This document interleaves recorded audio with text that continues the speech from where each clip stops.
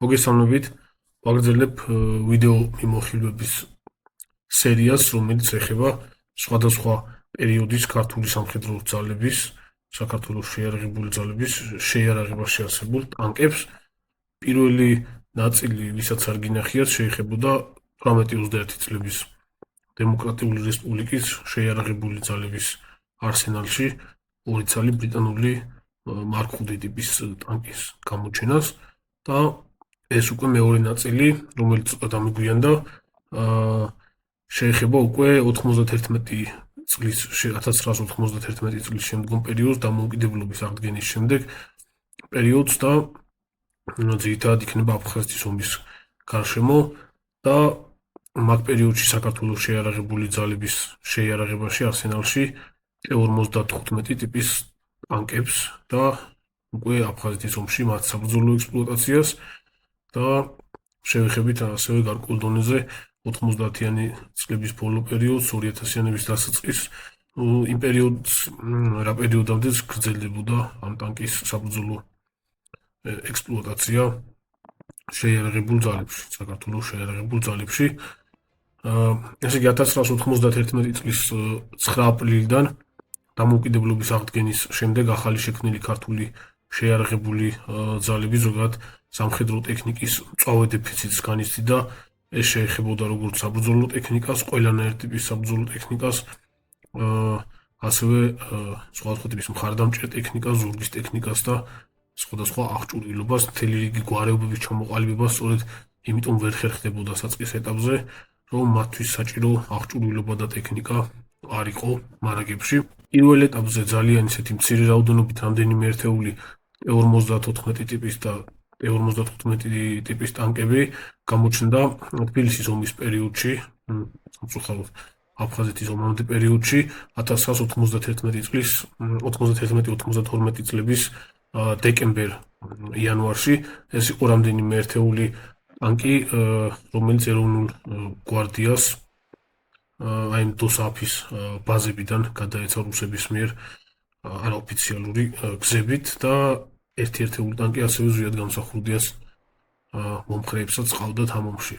ესე იგი საერთო ჯამში ეს იყო 4-5 ერთეული ტანკი არაოფიციალური გზებით გადმოცემული T-54 და T-55 ტიპის ტანკები, რომელიც ჩაირიცხული იყო გვარდიის სატანკო ბატალიონში და 4 ტანკის ნომრები ცნობილი არის 100, 101, 102 და 609. ეს ტანკები სამაჩაბლოს მიმდინარე კონფლიქტშიც გამოიყენებოდა და ასევე დამატებით ერთი ცალი ტანკი ყავდა შინაგანი ჯარების პირველ ოპერატიულ ბრიგადასაც T-54 ტიპის ტანკი ნომერი 222 და ამ ტანკს შემდეგში შევეხებით, იმიტომ რომ შემდეგ კიდევ ფიგურირებდა სხვა ეპიზოდებში. თბილისის ომის დროს ზოგადად ამ დღეებში პირველად დაფიქსირდა ტანკის განადგურებაც, ანუ დამოუკიდებლობის აღდგენის შემდგომ პერიოდზე არის საუბარი. პირველად განადგურდა ტანკი, ეს იყო T-54 B ტიპის ტანკი, რომელიც სურათი ყველას აქვს ნანახი და ალბათ ზოგიერთს რეალურადაც ექნებოდა ნანახი, ვინც მოესწრო იმ პერიოდს. ეს იყო T-54 B ტიპის ტანკი, ზვიად გამსახურდიას მომხრეების ნომერი 621. ეკიპაჟი ტყვე დაიყვანეს და თვითონ ტანკი ეს სურათზე ეხლა რასაც ხედავთ სასტუმრო მერიოსთან, ამ ჩასახურთან. არ ვიცი, არ მაქვს ინფორმაცია რა ტიპის შეიარაღებით განადგურდა, მეორე მხრიდან ტანკმა ესროლა თუ ყუმბარტყორცნი მოხდა, სავარაუდოდ ალბათ უფრო რაღაც ყუმბარტყორცნის ნამუშევარი იქნებოდა. მეორე მხრიდან ესე იგი პუტჩისტების მხრიდან ფიქსირდება ორი მოქმედი ტანკი იყო, რომელიც რუსთაველზე გადაადგილდებოდა. აქედან ერთი არის, რაც აი სურათზე ჩანს, T-55 AM ტიპის ტანკი, ნომერი 609 და ასევე აი ამ სურათზე ჩანს უკვე მეორე ტანკი, ეს უკვე T-55 A ტიპის ტანკი არის, რომლის ნომერიც ცნობილი არის. ძირითადად მეორე მხრიდან რაც ფიგურირებდა და მუშაობდა პარლამენტის მიმართულებით ისროდა ჭურვებს, ეს იყო T-55 AM ნომერი 609. ტანკების შემდეგშიც გამოჩნდა ამ პერიოდში, ეს იყო 1992 წლის 24 ივნისი ტელევიზიასთან განვითარებული მოვლენების დროს. აქ ჩანდა ერთი ცალი T-55 A ტიპის ტანკი, ნომერი 101 და T-54 ტიპის ტანკი შინაგანი ჯარის ნომერი 222. ეს შინაგანი ჯარის ტანკი ტელევიზიისკენ დაძრულმა ზვიად გამსახურდ დიას მომხრეებმა შინაგანი ჯარის პირველი ოპერატიული ბრიგადის ფარეხებიდან გამოიყვანეს ორ ჯავშანტრანსპორტიულ BTR-თან ერთად და ქალაქის გავლით ტელევიზიამდე მოიყვანეს. აი სურათებზე ახლა სწორედ ამ ტანკებს ხედავთ T-55 და T-54 B-ტიპის ტანკს. შემდგომ პერიოდში უკვე ამ თბილისის ომის შემდგომი პერიოდი იყო აფხაზეთის ომის წინა პერიოდი, როდესაც მეტნაკლებად შეივსო ქართულმა შეიარაღებულმა ძალებმა სამხედრო ტექნიკის მარაგები და ეს რა თქმა უნდა საბჭოთა მარაგებიდან მოხდა, რომელიც კანონით გვეკუთვნოდა, ხო?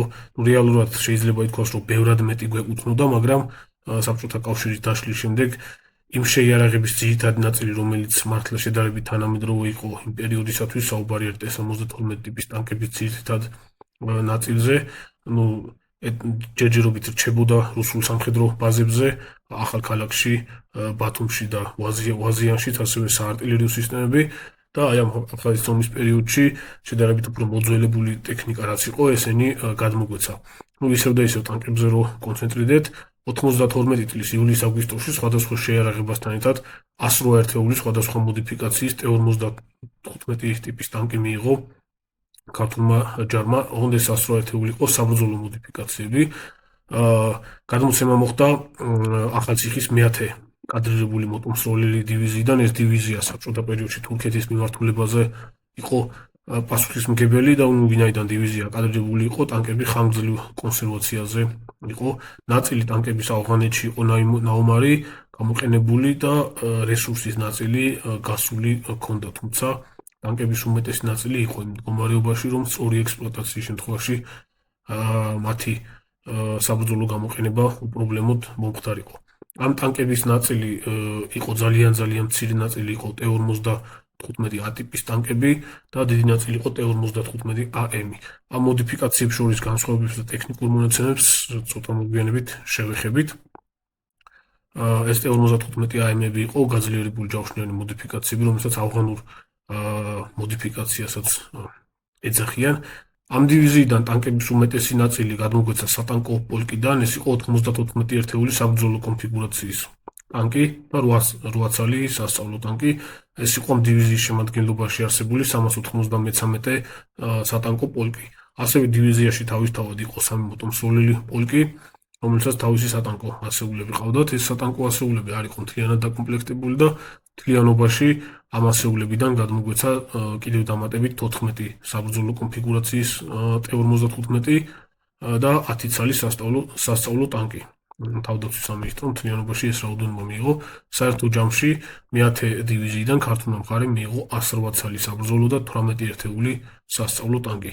ტანკების გარდა ასევე ამ დივიზიიდან გადმოგვეცა 125 ერთეული ქვეითთა საბრძოლო მანქანა BMP-1, 30 ერთეული ჯავშანტრანსპორტიული BTR-70, 200 ერთეულამდე მუხლუღოიანი უნივერსალური გამწე MTLB, 8 ცალი ზალპური ცეცხლის რეაქტიული სისტემა BM-21 გრადი, რომელიც საქართველოს თავდაცვის ძალებს დღემდე მოყვება, ეს გრადები დღემდე არის ჩვენ შეიარაღებაში, 8 ერთეული თვითმფრინავი საზენიტო დანადგარი ZSU-23 შილკა, ასევე გრადების მსგავსად ეს შილკები დღემდე გვყავს შეიარაღებაში და ZU-23 ტიპის ბუქსირებადი საზენიტო დანადგარები, ნაწილი ბუქსირებადი კონფიგურაციაში იყო, ნაწილი MTLB-ის ტიპის მუხლუღოიან გამწეებზე იყო დაყენებული. და 30 ერთეულამდე სხვადასხვა მოდიფიკაციის, სხვადასხვა სავალი ნაწილზე აგებული, ზოგი BMP-ზე იყო, ზოგი BTR-ზე, საშტაბო სამეთაურო მანქანები, ასევე სხვადასხვა ტიპის ცეცხლსასროლი შეიარაღება, ამ ტექნიკისთვის, მათ შორის ტანკებისთვის განკუთვნილი საბრძოლო მასალის მარაგები და ასე შემდეგ. ამავე პერიოდში ვაზიანის სასწავლო ცენტრიდან გადმოგვეცა 10 ერთეული ქვეითთა საბრძოლო მანქანა BMP-2 და 6 ცალი ჯავშანტრანსპორტიული BTR-70. 1992 წლის 14 აგვისტოს დაწყებულ აფხაზეთის ომში ეს შეიარაღება იყო სწორედ ქართული სახმელეთო ძალების ძირითადი საბრძოლო ტექნიკა, რომელთაც წარმოებდა სახმელეთო ოპერაციები, ხო? 93 წლის შემოდგომამდე. ესე იგი 1992 წლის 10 აგვისტოს ახალციხეში ამ გადმოცემული ტანკებიდან პირველი ტანკი ავიდა სარკინიგზო პლატფორმაზე და გაემზადა გამოსაგზავნად და სწორედ ეს დღე ითვლება ქართულ ჯარში სატანკო გვარეობის დღედ და დღემდე აღინიშნება. ტანკები და სხვა ტექნიკა სარკინიგზო ეშელონებით ხაშურის გავლით სამტრედიაში გადმოიტანეს. და პირველმა ეშელონმა 31 წალი ტანკი და 10 წალი BMP-1 ჩაიტანა თავის საბრძოლო მასალასთან ერთად. ტექნიკის სამტრედიაში ჩატანას და გადმოტვირთვას უამრავი ტექნიკური პრობლემა ახლდა თან, რაც დიდწილად იყო განპირობებული იმით, რომ ჯავშან-სატანკო ტექნიკის სპეციალისტების ნაკლებობა იყო იმ პერიოდში შეიარაღებულ ძალებში. მოხდა ისე, რომ სამტრედიაში ჩამოტვირთვისას, ეშელონიდან ჩამოტვირთვისას 4 ტანკი წყობრიდან გამოვიდა ეშელონიდან ჩამოყვანის დროს და დარჩენილი 27 ტანკი აფხაზეთისკენ თავისი სვლით 200 კილომეტრიან მარშზე დამატებითი დამხმარე ტექნიკური უზრუნველყოფის ჯგუფების გარეშე წავიდა. შედეგად სოხუმში პირველ ეტაპზე მხოლოდ 18-მა ტანკმა ჩააღწია T-55-მა. წყობრიდან გამოსული ტანკების ეტაპობრივი შეკეთება ხდებოდა შემდეგში და შემდეგ დღეებში ჩადგნენ წყობში და გაიგზავნენ აფხაზეთის მიმართულებაზე. მათ შორის იყო ერთი ტანკი ნომერი 113, რომელიც გვარდიის სატანკო ბატალიონის ტანკისტებმა შეაკეთეს და აფხაზეთში ჩაიყვანეს. შემდეგ დღეებში აგვისტოს ბოლოს დამატებით დაემატა ასევე 2 ცალი T-55 AM, ნომერი 170 და ნომერი 188. ამავე დღეებში მოხდა ესეთი შემთხვევაც, აფხაზეთამდე თბილისიდან საკუთარი სვლით გაემართა შინაგანი ჯარის ის ერთი ცალი T-54B ტიპის ტანკი ნომერი 222, აი ტელევიზიასთან განვითარებულ მოვლენების დროს, რომელიც ჩანდა და ამ ტანკმა მხოლოდ რიკოთის გვირაბამდე მიღწევა შეძლო და გაფუჭდა აქ, თუმცა შემდეგში მაინც ჩაიყვანეს აფხაზეთამდე. უკვე 1992 წლის სექტემბერში ახალციხიდან ტანკების მორიგი პარტია 36 ცალი T-55 AM ტიპის ტანკი გადაეცა ამჯერად უკვე მე-11 ბრიგადას. ბრიგადის ტანკისტებმა ეს ტანკები გადაიყვანეს ვაზიანში და იქიდან შემდეგ 20 ერთეული ეკიპაჟებით დაკომპლექტებული 20 ერთეული ტანკი ოჩამჩირის მიმართულებაზე გადაისროლეს. დარჩენილი ტანკების ეკიპაჟების დასაკომპლექტებლად შემდგომ პერიოდში თავდაცვის სამინისტრომ რეზერვში მყოფი ძველი ტანკისტების მობილიზაცია გამოაცხადა და ახალციხეში დაიწყო მათი გაგზავნა ტანკების მისაღებად. პროფესიონალი ტანკისტების უკმარისობის გამო განსაკუთრებით ეს მძღოლ მექანიკოსებს ეხებოდათ, რომ საწყის ეტაპზე ტანკების გადმოყვანა მოიხერხებინათ ჩვენ ბაზებზე. ეკიპაჟების დაკომპლექტება დაიწყეს ტრაქტორისტებითაც. ამჯერად უკვე ბოლო ეტაპზე ეროვნული გვარდიის სატანკო ბატალიონის შესავსებად 20 ცალი ტანკის და 6 ცალი KSM-ის ეკიპაჟი დაკომპლექტდა BMP-1-ის ეკიპაჟი. ეს ტექნიკა ფოთში გადაისროლეს. შემდეგში 7 ოქტომბერს უკვე ეშელონი, სარკინიგზო ეშელონი ფოთში ჩავიდა, საიდანაც ტანკები და ქვეითთა საბრძოლო მანქანები სოხუმამდე გრუნტის მზიდი განთიადი ორით რამდენიმე რეისით ზღვიდან ჩაიტანეს. ერთ რეისზე ამ გემს გადაქონდა 4-დან 5 ერთეულამდე ტანკი, T-55 და ქვეითთა საბრძოლო მანქანა. ამ ტანკებიდან ერთ-ერთი იყო ნომერი 193, რომელიც მთლიანად დაკომპლექტებული იყო ყოფილი ტანკისტებით, რომლებიც საბჭოთა პერიოდში ტანკებზე მსახურობდნენ. სწორედ და შესაბამისად გამოცდილებას დიდი ჰქონდათ და აფხაზეთში ჩასვლის შემდეგ ეს ეკიპაჟი დანარჩენ შერეულ ეკიპაჟებს, რომლებიც სხვა ტანკებზე იყო, რომლებითაც სხვა ტანკები იყო დაკომპლექტებული, გამოცდილებას უნაწილებდნენ აქტიურად, გამოცდილებას უზიარებდნენ. ოქტომბრის მდგომარეობით აფხაზეთში მყოფ ქართულ სამხედრო ნაწილებს საერთო ჯამში 80-მდე ტანკი ყავდათ და ეს ტანკები დიდწილად გამოიყენებოდა მოძრავ საცეცხლე მხარდაჭერის საშუალების როლში და გადანაწილებული იყო სხვადასხვა ქვედანაყოფებზე. ზოგადად რელიეფის თავისებურებებიდან გამომდინარე, ორივე მხრიდან ძალების თავისებურებებიდან, კომპლექტაციიდან და შესაძლებლობებიდან გამომდინარე, ტანკებს რაღაცა პირდაპირ დანიშნულებით ვერ იყენებდნენ და არ იყენებდნენ, იმიტომ რომ აქ რაღაცა დიდი სატანკო ბრძოლები არც ყოფილა და არც მაგისი საჭიროება და შესაძლებლობაც ყოფილა. შესაბამისად, ტანკები ძირითადად თავიდან ბოლომდე ამ ომში გამოიყენებოდა ჩვენი მხრიდანაც და შეიძლება ითქვას იმათი მხრიდანაც მოძრავ საცეცხლე, დაჯავშნულ მოძრავ საცეცხლე წერტილებად. 14 აგვისტოს აფხაზეთში შესულმა ქართულმა ძალებმა ტანკები აქტიურად შეიყვანეს და ზოგადად ტანკებს საკმაოდ სერიოზულ მნიშვნელობას ანიჭებდნენ. რეალურად რა მნიშვნელობა ჰქონდა ტანკებს მაგ ომში, ეს ძალიან დიდი საუბრის თემა არის, თუმცა საკმაოდ სერიოზულ ძალად მოსჩანდა ქართული ტანკები ომის საწყის ეტაპზე. მით უმეტეს რომ იყო ინფორმაცია, რომ ეს 100 ერთეული ტანკი იყო გადმოცემული საქართველოსთვის, რაც ასეთი მასშტაბის ომისთვის გამართული 100 ერთეული ტანკი საკმარისზე უფრო დიდი ძალა იყო. ესე იგი, პირველი ტანკი ქართულმა მხარემ პირველივე დღესვე 14 აგვისტოს დაკარგა სოხუმში კინოთეატრ აფხაზეთთან. ეს იყო T-55 AM-ის ტიპის ტანკი, საბორტე ნომრით 150. აფხაზებმა ბორტში მოარტყეს ტანკს წინააღმდეგო ჭურვი. ტანკის ჯავშანი არ გახვეტილა, თუმცა ცეცხლი მოედო საწვავის სისტემას და ეკიპაჟმა ტანკი დატოვა. აი ამ ვიდეოში ახლა სწორედ ამ მომენტს ხედავთ ცეცხლმოპირებულ ტანკს ნომერი 150. შემდეგში ტანკი სეპარატისტებმა ჩაიგდეს ხელში, შეაკეთეს, მწყობრში მოიყვანეს და ნომერი 01-ით და ასევე აფსნი უწოდეს ამ ტანკს შეიარაღებაში მიიღეს. მანამდე ტანკები არ ყავდათ აფხაზებს და მათი ჯავშან ტექნიკის პარკი ძირითადად შედგებოდა 4 ცალი BMP-1-ისგან, 3 ცალი BTR-60 ტიპის ჯავშან ტრანსპორტიორისგან და 3 ცალი სადაზვერო BRDM 2-ისგან. ასევე აი ამ ფოტოზე ხედავთ ზუსტად ამავე ტანკს ყოფილ ნომერ 150, რომელიც გადაღებული არის 1993 წლის იანვარში ეშერასთან ყუტიშხას მთაზე, ზამთრის კუსტარული კამუფლაჟით აქვთ პოზიციაზე შენიღბული აფხაზ სეპარატისტებს. ერთი ტანკი ასევე დაიკარგა ნომერი 118 29 აგვისტოს ეშერასთან ქართული ძალების შეტევის დროს და შემდეგში უკვე სექტემბრის თვეში გაშენდა ინფორმაცია, რომ სეპარატისტების შეიარაღებაში უკვე 3 ერთეული ნაალაფარი გამართულ მდგომარეობაში ტანკი, გამართულ მდგომარეობაში მყოფი ტანკი იყო T-55-ების სამივე. 2 ოქტომბერს გაგრის დაცემის შემდეგ აფხაზებმა ხელში ჩაიგდეს კიდევ 2 ერთეული T-55, ერთ-ერთ ტანკს 003 სასრიკვა დაარქვეს და კუსტარულად შეჯავშნეს დამატებითი რეზინის ბართუკებით და ფოლადის ელემენტებით. აი ამ სურათზე ახლა სწორედ ამ ტანკს 003 სასრიკვას ხედავთ. 1992 წლის 5 ნოემბერს სოფელ შრომასთან ქართულმა მხარემ პირველად დაკარგა უკვე ტანკი რეალურ საბრძოლო სიტუაციაში, რეალურ საბრძოლო ვითარებაში. ერთი ცალი T-55 ტიპის ტანკს ყუმბარ-ყორცნის 2 გასროლა მოხდა და განადგურდა. შესაბამისად, RPG-7-ით განადგურეს სავარაუდოდ. აქვე სოფელ შრომასთან ქართული ეროვნული გვარდიის სატანკო ბატალიონის ტანკმა ნომერი 193-მა სეპარატისტების ერთი BMP-1 და ერთი ცალი საშტაბო სამეთაურო მანქანა გაანადგურა პირდაპირ გასრულით. ამავე მიმართულებაზე ნოემბერში აფხაზებმა კიდევ 5 ცალი KSM-ი დაკარგეს. აქედან 2 ცალი განადგურდა, 3 ერთეული დაზიანდა და ქართულმა მხარემ ჩაიგდო ხელში. ცალკე პრობლემა ომის სხვადასხვა ეტაპზე ცალკე ძალიან მნიშვნელოვანი პრობლემა იყო ტყვარჩელის მიმართულება, სადაც აქ მოქმედი აფხაზური ძალები ქართული ჯავშან ტექნიკის წინააღმდეგაც მოქმედებდნენ.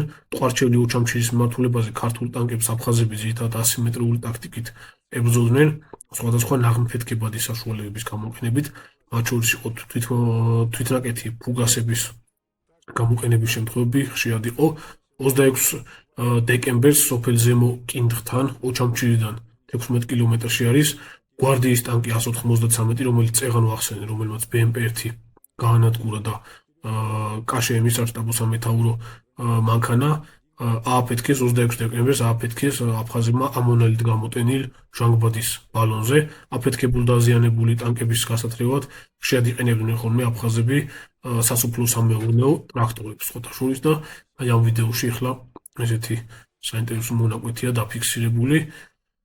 მიათრევენ დაზიანებულ ტანკს. სოფელ კინდღში დღემდე გდია ერთ-ერთი დაზიანებული T-55, რომელსაც შემორჩენილი აქვს ნომერი 21, თუმცა ვერ დავადგინე ზუსტად სრული ნომერი რომელია.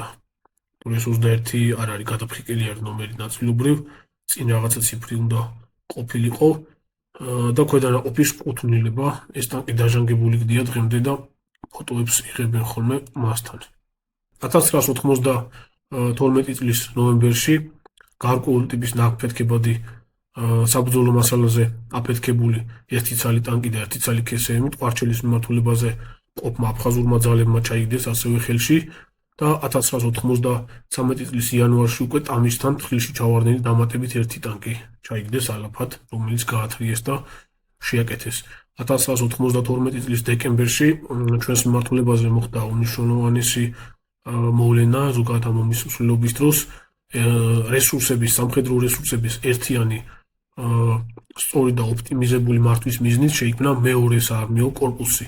საკმაოდ ისეთი მსხვილი დაჯგუფება, რომელმაც გააერთიანა საკმაოდ სერიოზული ძალები, მასში გაერთიანდა სოხუმის 23 და ოჩამჩირის 24 მექანიზებული ბრიგადები, ცალკეული რეაქტიული და ლულიანი артиლერიის დივიზიონები, ცალკეული სამამთო ბატალიონი, ცალკეული სატანკო ბატალიონი, ავღანელთა კავშირის ქვედანაყოფები, სწრაფი რეაგირების კორპუსი და სხვადასხვა შედარებით მცირე ქვედანაყოფები. კორპუსის ცალკეული სატანკო ბატალიონი თავის მხრივ გვარდიის სატანკო ბატალიონის ბაზაზე ჩამოყალიბდა, ფორმირდა და 22 ცალი T-55 ტიპის ტანკით დაკომპლექტდა. თავის მხრივ 1993 წლის თებერვლისთვის გვარდიის სატანკო ბატალიონი გაიზარდა და გადაკეთდა სატანკო მექანიზებულ პოლკად და დაემატა KSM-ები, ქვეითთა საბრძოლო მანქანები, ტანკსაწინააღმდეგო ბატარეა, 122 მმ-იანი D-30 ტიპის ჰაუბიცების ბატარეა და საზენიტო ბატარეა ასევე 93 წლის იანვრის მდგომარეობით სოხუმის დაჯგუფების შეარაღებაზე გამართულ მდგომარეობაში მყოფი 34 ცალი ტანკი და 35 ცალი KSM იყო არსებული ინფორმაციით. ამავდროულად მტრის შეიარაღებაში იყო 7 მოქმედი ტანკი და 7 ცალი 7 მოქმედი ტანკი და 12 ცალი KSM იყო. ოჩამჩირის 24 მექანიზებული ბრიგადის შეიარაღებაში ამავდროულად იყო 8-დან 10 ერთეულამდე გამართული T-55, რომლებიც ტყვარჩელის მიმართულებაზე არსებულ მიზნებზე, სხვადასხვა მიზნებზე მუშაობდნენ. 1993 წლის მაისში სოფელ ბესლახუბასთან მომზადებული დახურული პოზიციიდან 6 ცალი ტანკი, 6 ცალი ქართული ტანკი მოწინააღმდეგის მიმართულებით ფენილი ტრაექტორიით ისროდა მსხვილად ფუგასურ ჭურვებს, რითაც артиლერიის ფუნქციას ასრულებდა ნაწილობრივ. თავის მხრივ ტყვარჩელის აფხაზურ დაჯგუფებას შეიარაღებაზე მაქსიმუმ 3 ცალი მოქმედი ტანკი ყავდა. 1993 წლის გაზაფხულისთვის ტანკების რაოდენობა გაიზარდა ჩვენთან შინაგან ჯაშიც, რაღაც სერიოზულად არ გაზრდილა, თუმცა 1993 წლის 26 მაისის აღლუმზე შინაგანმა ჯარმა, ანუ ომის მსვლელობის დროს, უშუალოდ ომის დროს შინაგანმა ჯარმა 6 ერთეული ტანკი გამოიყვანა აღლუმზე რუსთაველზე. ეს იყო ნომრები 710, 711, 712, 713, 721, 722. ეხლა ამ ვიდეოზე სწორედ ამ აღლუმის კადრებს ხედავთ და ამ ტანკებს. სერიოზულ პრობლემას ქმნიდა ოჩამჩირის ფრონტზე მოწინააღმდეგის მხრიდან ტანკსაწინააღმდეგო ნაღმების გამოყენებაც, ანუ ქართული ტანკსაწინააღმდეგო ნაღმების გამოყენებაც 1993 წლის მარტში ტამეში კუტოლის გზაზე ერთმანეთის მიყოლებით ნაღმებზე სავარაუდოდ იქნებოდა TM-57-ებიან TM-62-ები აფეთქდა ერთმანეთის მიყოლებით ტანკი ნომერი 202 დაჯავშნული გამწე BTS-4 და შემდეგში ტანკი 412. მტრის მხრიდან ნაღმურობს ხელს უწყობდა ერთიანი ფრონტის არარსებობა, განსაკუთრებით ეს ამ ოჩამჩირის მიმართულებაზე იგრძნობოდა. 93 წლის მარტის ბრძოლების დროს პირველად დაფიქსირდა აფხაზეთის მხრიდან ქართული ტანკის მართვადი ტანკსაწინააღმდეგო რაკეტის აფეთქებაც, სოფელ შრომასთან გვარდიის სატანკო მექანიზებული პოლკის ტანკი ფაგოტის ტიპის ტანკსაწინააღმდეგო მართვადი არაკეტო კომპლექსით აფეთქეს, ასევე ფაგოტით მარტში სეპარატისტებმა ეშერის მიდამოებიდან ქართული ტანკი სოხუმის ახალ რაიონში მძიმედ დააზიანეს რამდენიმე კილომეტრიდან. მარტის ბრძოლებამდე რამდენიმე დღით ადრე 1993 წლის 1 მარტს აფხაზები გააქტიურდნენ ტყვარჩელის მიმართულებაზე, ან ტყვარჩელის დაჯგუფება სოფელ ლაბრას მიმართულებით კერძოდ. სოფელში აფხაზები 2 ტანკი და 1 ქვეითთა საბრძოლო მანქანით შევიდნენ და ბატალიონ ავაზას ქვედანაყოფს შეუტიეს. შესაჩერებლად ლაბრაში გვარდიის სატანკო ბატალიონის 2 ცალი ტანკი გაიგზავნა, ნომერი 113 და ნომერი 193. ეს ის 193-ია, რომელმაც BMP-1 აფეთქა აფხაზების, გაანადგურა, შემდეგში ფუგასზე აფეთქდა და შემდეგში გაარემონტეს ეს ტანკი. აფხაზებმა 9 მარტამდე უკან დაიხიეს, ანუ ამ ტანკებმა დაახევინა უკან. 9 მარტს აფხაზურმა ძალებმა ლაბრას მეორედ შეუტიეს უკვე. საპასუხო შეტევაზე გადავიდა ქართული მხარეც 2 ტანკის მხარდაჭერით. ერთ-ერთმა ქართულმა ტანკმა აფხაზური ტანკი 001 აფსნი 2 ჭურვის მორტყმით სრულად გაანადგურა. ეს სწორედ ის აფსნი იყო, რომელიც მანამდე ქართულ ნომერს 150 ატარებდა და აფხაზებს ჩაუვარდათ ხელში.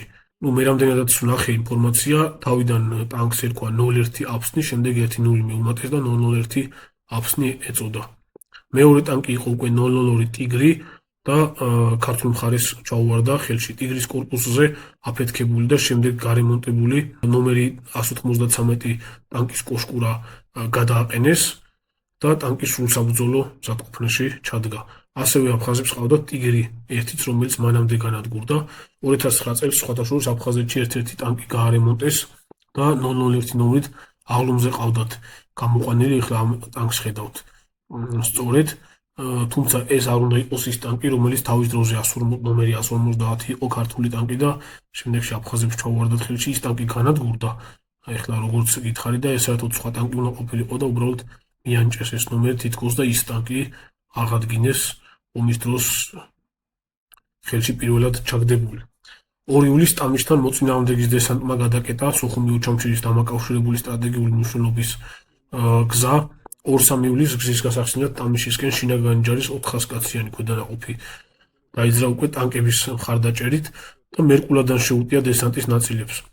თუმცა ტანკი T-54B ნომრით 710 ჩვენი შეიარაღებაში არსებული ტანკი ნაღმზე აფეთქდა და ადგილზე დარჩა. მეორე ტანკს მართვადი ტანკსაწინააღმდეგო რაკეტა მოხვდა, თავისთავად ეს ფაგოტი უნდა ყოფილიყო და განადგურდა ადგილზე.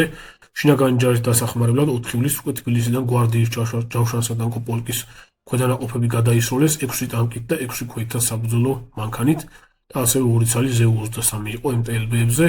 7 ივლისს პოლკის 2 ტანკმა ნომრებით 404 და 408 მოწინააღმდეგის დესანტის უკუგდებაში ძალიან მნიშვნელოვანი როლი შეასრულეს. 1993 წლის 27 ივლისს სოჭის ხელშეკრულებით აფხაზეთიდან ქართული სამხედრო ტექნიკის უდიდესი ნაწილი გამოიყვანეს სხვა შეიარაღებასთან ერთად. 26 აგვისტოდან 7 სექტემბრამდე შავ ზღვის ფლოტის რუსული დიდი სადესანტო ხომალდი BDK 69 ორსკით 200 ერთეულამდე ტანკი, რამდენიმე რეისით 200 ერთეულამდე ტანკი, ქვეითთა საბრძოლო მანქანა, ჯავშან-ტრანსპორტიული და საარტილერიო სისტემა ფოთში გადმოიტანეს, რაშიც ასევე ჩვენ ფულიც გადავიხადეთ. შესაბამისად, აფხაზეთიდან გამოიყვანეს ასევე გვარდიის ჯავშან-სატანკო პოლკის ტექნიკაც 10 ტანკის, 6 KSM-ის და 4 ცალი BRDM-ის შემადგენლობით, ასევე 6 ცალი MTLB იყო. დაიშალა სოხუმის 23 და ოჩამჩირის 24 ბრიგადები, თუმცა ჩვენებმა მცირე რაოდენობის ტექნიკა და შეიარაღება სოხუმში ჩუმად გადამალეს სოხუმის სხვა რაიონებში. 23 ბრიგადის 6 ცალი ტანკი ნომერი 605, 608, 610, 611 და 614. ასევე გაგრის ბატალიონის 1 ცალი ტანკი ნომერი 323. 7 ტანკიდან 4 ცალი სხვადასხვა ვითარებაში სოხუმის ბრძოლების დროს 17-დან 27 სექტემბრამდე განადგურდა, დაიკარგა და აქედან 3 ცალი ტანკი ფაგოტებით გაანადგურა მოწინააღმდეგემ ფაგოტის ტიპის მართვადი ტანკსაწინააღმდეგო რაკეტებით. 18 სექტემბერს 1 ცალი ტანკი 004 მუსტანგი დაკარგეს აფხაზებმაც. ტანკი სოხუმის ანძის მიმდებარედ გაანადგურეს ქართველმა მებრძოლებმა და მოგვიანებით აფხაზებმა მუსტანგი რაღაცა დონეზე აღადგინეს და მემორიალის სახით დადგეს სოფელ იაშტუხაში, სადაც დღემდე დგას და ეხლა სურათზე მაგას ხედავთ ზუსტად. სოხუმის დაცემის შემდეგ უკვე დარჩენილი 3 ქართული ტანკიდან 2 ცალი კოდორის მიმართულებაზე წავიდა. 1 ტანკი კოდორის გვირაბთან გაჩერდა და მეორე სოფელ ჩხალთამდე მიაღწია. ესე მთავრდება, ჩემს ხელს არსებული ინფორმაციით, ასე მთავრდება ქართული ტანკების საბრძოლო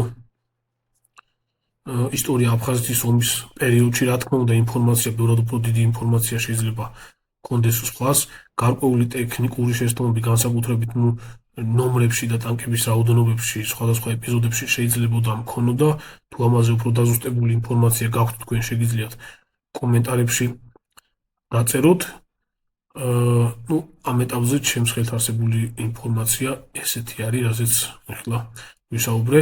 ომის შემდეგ T-55-ები აგრძელებდა სამსახურს საქართველოს შეიარაღებულ ძალებში და როგორც უკვე გითხარით, 2008 წლის წინა პერიოდამდე ასე თუ ისე რჩებოდა სხვადასხვა საბრძოლო ქვედანაყოფებში და უკვე ომის წინა პერიოდში, წინა თვეებში სრულად იქნა